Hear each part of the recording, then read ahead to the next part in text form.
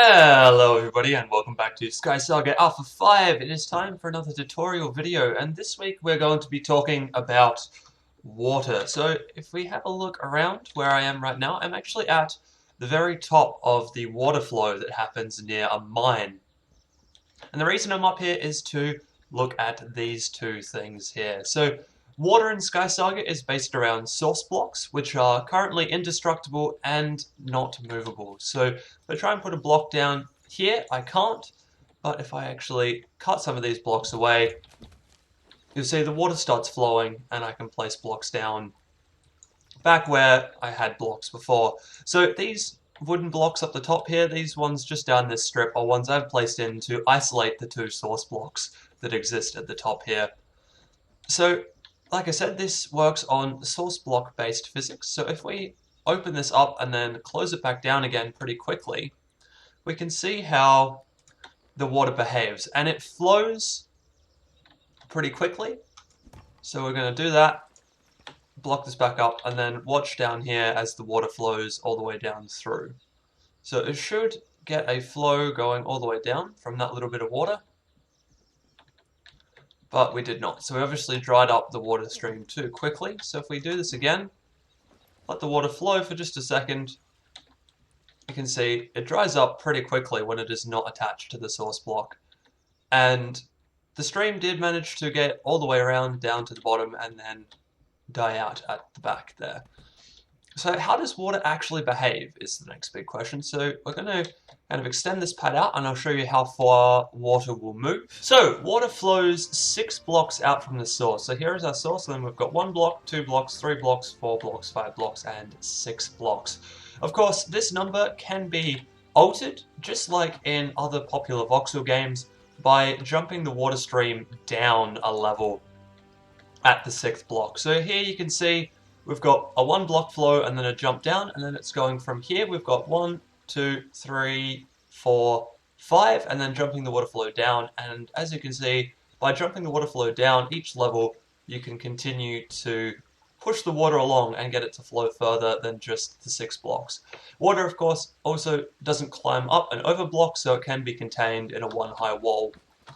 So why is all of this useful or relevant? So one of the big things you can do with this is if you knock down stuff like this, you'll end up with a wall of water, just like this, which is actually pretty difficult to see through. So there are certain PvP maps where this comes in quite handy. You can actually build up a water wall which you can pass through, but you cannot see through, which is very interesting, and it means that standing in the right position, you have a good chance of shooting arrows at your opponents, but not being shot by them, because they won't know exactly where you are. And of course, we can do this on the other side as well, to increase the effect like this. So there, now that we've got that done, you can see that you don't actually drown in either of these 2 blocks, because these aren't water source blocks.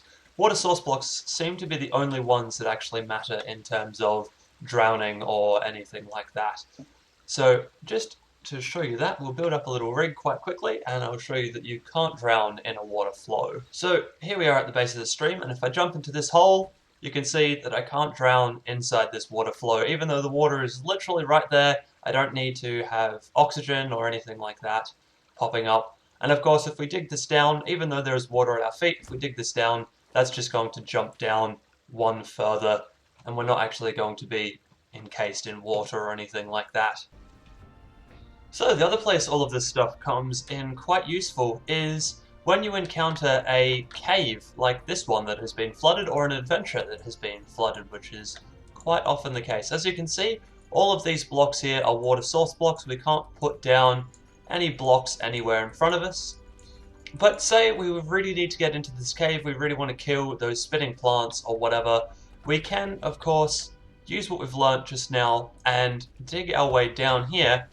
And so this now turns into a water flow, and as I said, you can't drown inside a water flow. The only problem is that once we get down here, things are going to get quite dark, and especially if we open this up to the water, you'll see that things get quite dark. So to get around this, we can just bring a few crystals with us. If we take one of these in our hand and drop it out into the water, that will actually lighten the whole place up a little bit.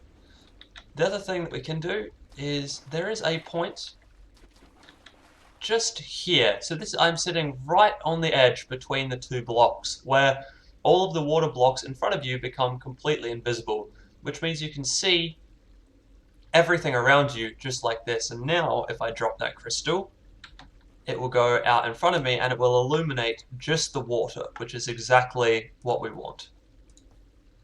And that one didn't go quite out in front of me, but if you go out and you drop them while in the water, they will illuminate the water.